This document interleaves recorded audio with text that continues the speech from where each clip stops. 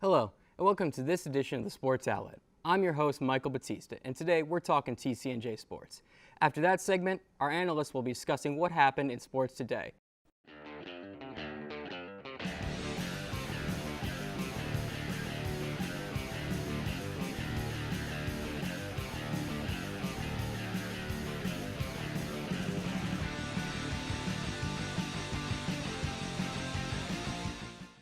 Women's soccer here at the college has been doing extremely well this season, going 6-0-1 with two of those being against New Jersey Athletic Conference wins.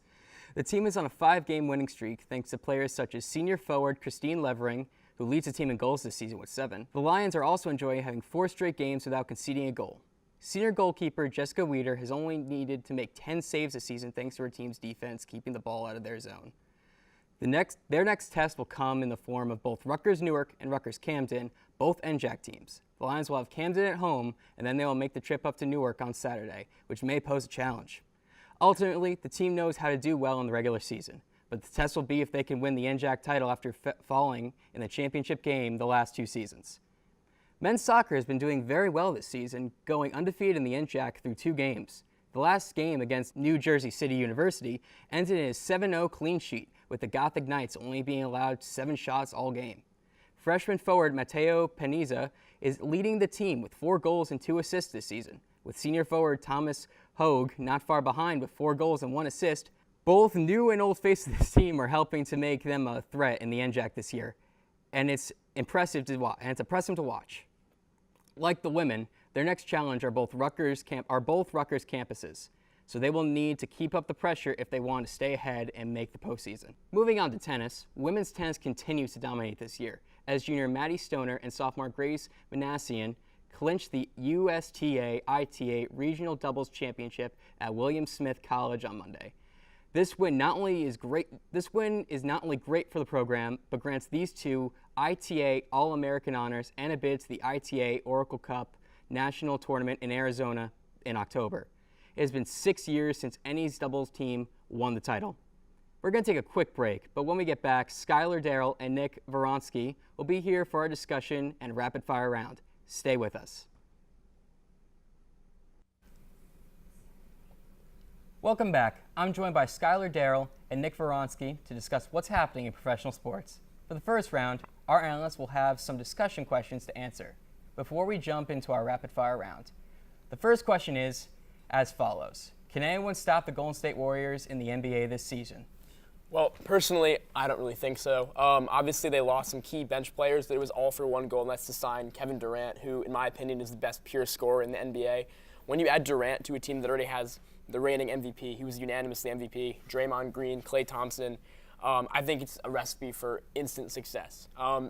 Also, their biggest competition in the West, the San Antonio Spurs, got a lot weaker because Tim Duncan retired. Now, a lot of people are saying, well, he had his worst offensive output last year. Yeah, true, but he was also 38, and his defensive impact is one of the best in the NBA. So his loss, both defensively and leadership-wise, is going to be a big loss for them. So in the West, they're pretty uncontested, and I think the only team that can really stop them would be the Cleveland Cavaliers, who beat them in the NBA Finals last year. Yeah, I agree. And coming from a psychological standpoint, they were so close from winning the championship. They lost in Game 7. They've had the greatest taste that they'll ever have of that gold. And I think that just this year they'll work so hard to get back up to where they were, and they won't let it escape this year. I really don't think they will. Yeah, if you think of a precedent for this, the San Antonio Spurs a couple of years ago were so close to winning the finals before Ray Allen hit that 3 to send the game to overtime against the Miami Heat. They were this close to winning in Game 6, and they used that as motivation the next year, and they went on to win the NBA championship pretty comprehensively the next season. So I think Golden State will do a similar thing this year, especially now that they have Kevin Durant, and a team that already has won a championship. If you remember 2 years ago, the Warriors did win the NBA title against the Cavs in 6 games. So I think it's a pretty safe bet to put them as the NBA champs this year. You're right. They have the skill and the motivation. Mm-hmm. Okay. This has also been a very sad week in baseball and golf. How do the tragic losses of Jose Fernandez and Arnold Palmer impact the sports world? Well, I mean, Jose Fernandez is such a tragic loss. He was so young, but he was also such an incredible player. I mean, he was really going to be the ace of the Miami Marlins for the next 10 years. He'd already showed how good he was, just coming off Tommy John surgery. And he threw what he called his best ever game in his last career outing, 8-inning shutout against I think it was the Washington Nationals. So obviously a devastating loss for baseball. This is a kid who, came over from Cuba legally to play the game that he loved, and he played it with such fire. And he said his best friend in the world was his grandma, and he finally got her to come over from Cuba to the United States to watch him play. So it's a tragic story, but it's been really good to see the outpouring of sympathy that the MLB and the whole sports world has had for Fernandez. And obviously such an emotional moment against the Mets the other night when D. Gordon hit the first pitch he saw out for a home run against the Mets. That was such a great moment. He was crying. And even Mets catcher Travis d'Arnaud, who's against the Marlins, said he was crying when D. Gordon hit that home run. It's such an emotional moment. And it's good to see the outpouring of affection for Jose Fernandez, but it's still such a tragic loss for baseball. Yeah, and I mean, what can you say about Arnold Palmer, the king of golf? He won over 90 professional golf championships in the late 1950s, early 1960s. He reigned over he reigned over everyone else. No one could touch him, and up to his final days, he was still playing golf, more recreationally. But he created all kinds of golf courses. Of course, his famous drink, the Arnold Palmer lemonade and iced tea. But it's just a sad week in general for sports. They'll both be missed dearly. Yeah, they're both kind of very impactful in their own fields. Just because Jose Fernandez, he played in Miami, Cuban, that area is huge with that, and so people in that area just they just loved him so much, and that's what makes it hurt the most. And with Arnold Palmer, he's arguably, and in the eyes of many professionals, the greatest golfer of all time. So also another very devastating loss. Great discussion.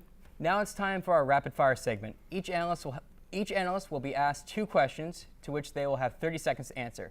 Skylar, let's start with you. First, for your first question, in the MLB, how long until the Yankees are contenders again? All right, so the Yankees haven't won the World Series since 2009, and they've made the playoffs once in the last 3 seasons. However, they're doing a shift in how they run their baseball operations recently, which they're investing in youth. They traded Aroldis Chapman, they traded Andrew Miller, they traded Carlos Beltran, and now they're investing in a good youth system. They have 5 top 100 youth prospects. Gary Sanchez has 20 home runs, and in 2 seasons already an MLB Rookie of the Year contender. I think they need to use common sense general management, meaning invest in youth and only invest in large free agent contracts when it's absolutely imperative. All right. So I'd give them 2 to 3 years. All right. Good stuff, man. Scott, good stuff. Nick, now it's your turn. Which NFL rookie is showing the most promise this season? Well, with this one, I got to go with Carson Wentz of the Philadelphia Eagles. He was number 2 draft pick overall. They went 2-0 against Chicago and Cleveland, and he looked really good. But then again, it's not that hard to look good against those teams. But then they went up against Pittsburgh, and he looked cool, calm, and collected the whole time. He performed incredibly well, and I think he's just going to be an incredible quarterback overall in the future. All right.